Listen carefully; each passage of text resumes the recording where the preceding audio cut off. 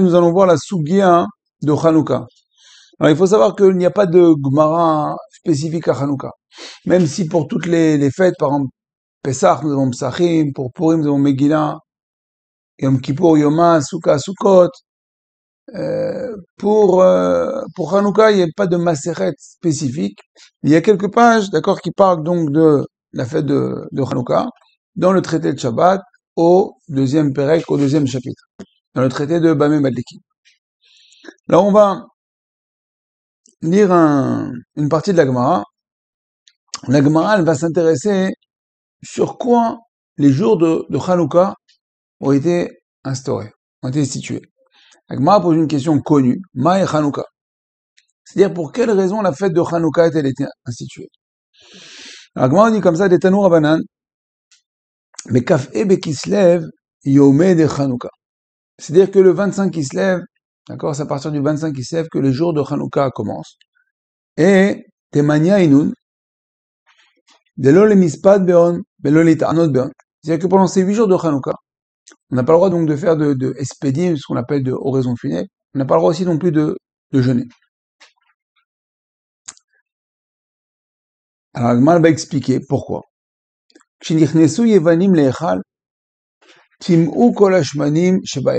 Quand les Grecs sont entrés dans le Echal, sont entrés là-bas dans le sanctuaire, dans le Beth Amikdash, alors ils ont rendu impure toutes les feuilles, toute l'huile qui se trouvait dans le Beth Amikdash. Alors on voit ici ce qui est intéressant, c'est l'attaque des Grecs. On voit que les Grecs n'ont pas voulu détruire le Beth Amikdash. C'était beaucoup plus vicieux. Qu'est-ce qu'ils ont fait? Ils sont rentrés dans le Beth Amikdash, ils n'ont rien cassé. Ils sont rentrés et ils ont rendu impures toutes les huiles.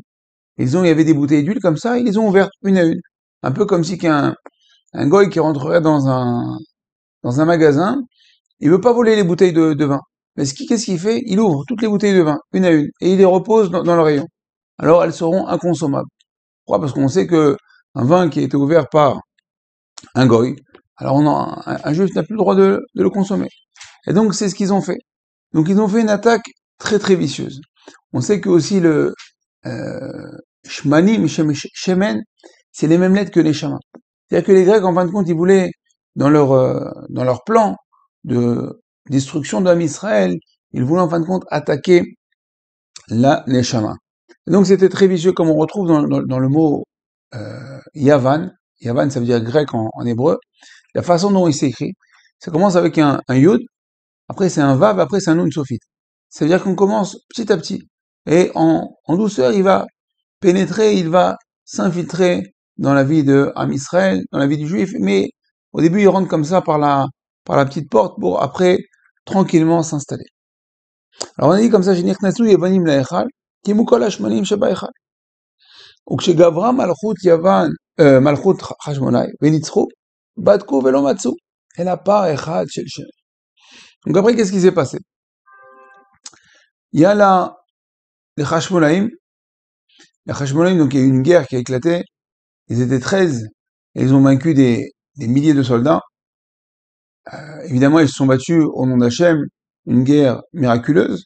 Et donc, pour marquer la vraie victoire, ils sont rentrés dans le Beth Amikdash, ils voulaient rallumer la flamme, non pas la flamme olympique, celle qu'en fin de compte, quand les Grecs ont voulu allumer la flamme olympique, ils ont éteint la flamme d'Am Israël.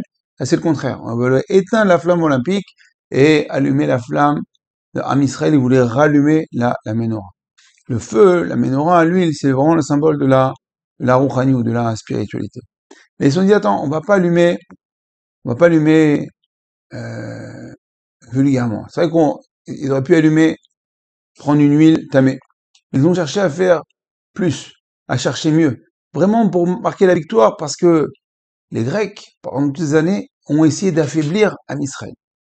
Ils ont affaibli dans la Avodat Hashem. C'est-à-dire que, d'un côté, ils leur disaient que vous pouvez très bien continuer à étudier la Torah, mais vous pouvez aller au théâtre, étudier la culture grecque, la littérature, le foot, le sport. Vous savez que le sport, ça vient de Sparte. Sparte, c'est la Grèce. Tout ce qu'on appelle les Jeux Olympiques aussi.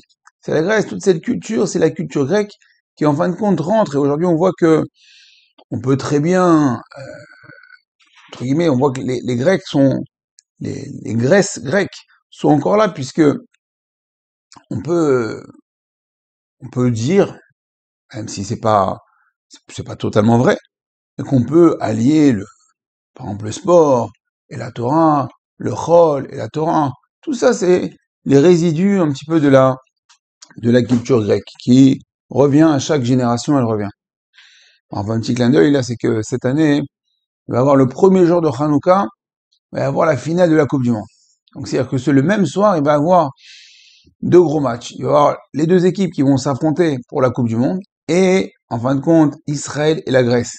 Israël et la Grèce qui vont s'affronter. Est-ce qu'on va voir le match ou est-ce qu'on va allumer la Hanouka? Parce que c'est à peu près au même moment.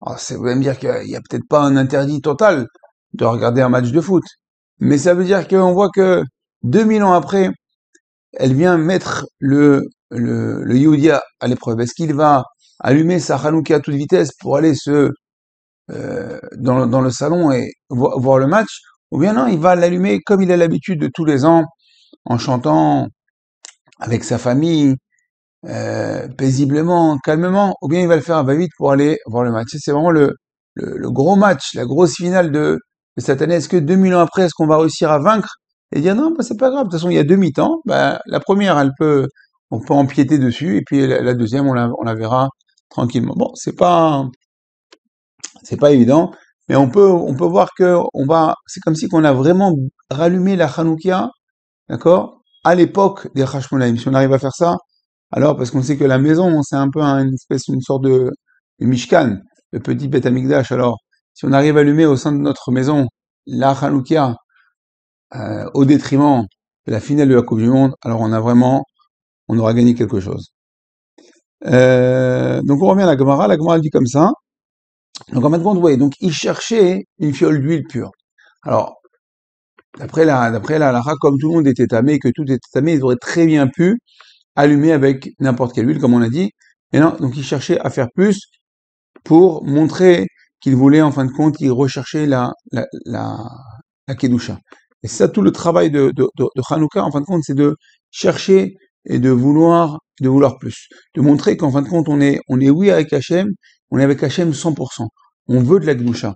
C'est Mil Hachem est là, et c'est en fait ça la revendication des Hashmonaïm, c'est on est avec Kadosh Baruch Hu, et on veut se battre contre justement la culture grecque qui pensait qu'on pouvait associer les deux choses.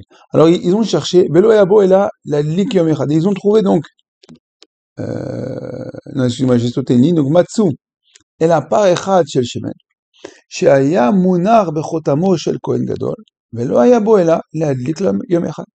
Donc ils ont trouvé une feuille d'huile avec le tampon, le scellé du Kohen Gadol. Le problème, c'est que cette fiole d'huile, comme on connaît toute cette histoire, elle pouvait tenir qu'un jour. Et il y a eu un miracle. Et là, il y a la Likli Yom Echad. Et là, c'est Ponès, il y a eu un miracle chez quoi? Chez Idliku, mais Menosh Monéami. Et que cette huile, d'accord, le miracle, elle a duré pendant 8 jours. Alors là, on aurait pu faire la fête. Rami, ils ont dit, on ne va pas instituer la fête de Hanouka tout de suite. La Gemara nous dit une règle très importante, elle dit les Shana Acheret Kav'um ve'as'um yamim tovim. La Gemara dit que ils ont fixé l'année d'après, ce n'est qu'un an après qu'ils ont fixé la fête de Hanouka. Ve'as'u yamim tovim. Ils ont fait des jours donc de yamim tovim un an après. Et c'est quoi ces jours-là? Be'alel ou Be'oda. Donc des jours de Hallel, de louange, et de Oda et de remerciement. Alors, pourquoi avoir attendu un an? Parce qu'en fin de compte, ils voulaient voir vraiment si Am Israël avait éliminé toutes les Grèces. Savoir s'il n'y avait plus de résidus de culture grecque au sein de Am Israël. Les Grecs, ils avaient, au fur et à mesure, ils avaient fait fermer des Talmud Torah, des institutions de Torah. Ou bien s'ils les avaient laissés ouverts, ils avaient fait rentrer à l'intérieur l'amitié judéo-chrétienne. Ils avaient créé différentes choses pour justement un peu refroidir cet engouement qu'un juif a envers Akadosh Baruch. Et donc, c'est vrai qu'il y a eu la victoire militaire. Après la victoire militaire, on aurait pu dire, bon, bah, c'est bon, allez, on a gagné, on va fêter ça, comme toute victoire militaire. Et pour comprendre qu'ici, c'est vrai qu'il y a eu le NES de la victoire militaire où 13, 13 personnes ont réussi à battre toute une nation.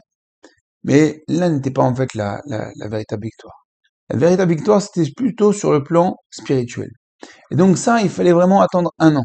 Après avoir repris le dessus donc du Beth Amikdash, après avoir rallumé la flamme, il fallait voir si on allait réouvrir les Talmud Torah. Il fallait voir si on allait enlever, d'accord, des Beth Knesset et de chaque endroit, tout ce qui était lié à la culture grecque. Et donc après, un an après, Khamim, ils ont fait le bilan, et ils ont dit, oui, c'est bon, bah, au Hachem.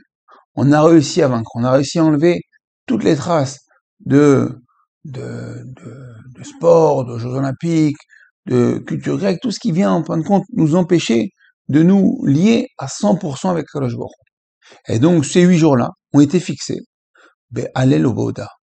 On s'attendait à voir qu'ils ont été fixés pour allumer les lumières de Hanouka. Non.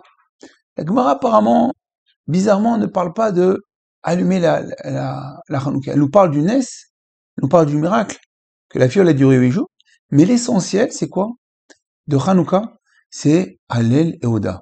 C'est-à-dire que de louer Akadosh Baruch Hu et de le remercier. Alors le Hallel, on va voir que pendant Hanouka, on a l'obligation de réciter le Hallel tous les jours pendant la Tfila avec Bracha, le Hallel complet, ce qu'on appelle. Et Oda, donc, c'est dire à l'anissim, remercier Akadosh Baruch Hu. Et ça, hein, chaque personne va être obligée de le faire, obligée de s'impliquer personnellement. Alors que, par exemple, l'allumage de la Hanoukia, elle peut se faire par une personne dans la famille sans que les autres soient là. Et il sera quand même acquitté, puisque la Gemara dit que Ner Ishu Beto, c'est-à-dire que c'est la maison qui a un riou, c'est la maison qui a une obligation d'allumer. C'est-à-dire que le père de famille peut allumer, même si ses enfants sont pas là. La femme peut allumer, même si son mari n'est pas là, puisque la femme, bien que ce soit une mitzvah qui soit liée au temps, elle est quand même astreinte à cette mitzvah parce que elle a participé au miracle. Donc en fin de compte, on peut passer toute la fête de Hanouka sans allumer la Hanoukia et avoir, entre guillemets, être acquitté de cette mitzvah. Par contre, la mitzvah de Oda, la mitzvah de Hallel, là, chacun personnellement doit s'impliquer. Et Chachamim, on voit qu'ils ont fixé donc les 8 jours de Hanouka sur le Hallel et l'Oda. Donc voilà, c'était pour un petit passage de la Gemara. Donc la Gemara, celui qui vous retrouvez, c'est la Gemara Shabbat, page Kaf Aleph Amoud Bet, Amoud Aleph Amoud Bet. Et voilà, donc je vous dis à très bientôt, Bezrat Hashem, pour d'autres cours sur notre fête de Hanouka. À bientôt. Bye.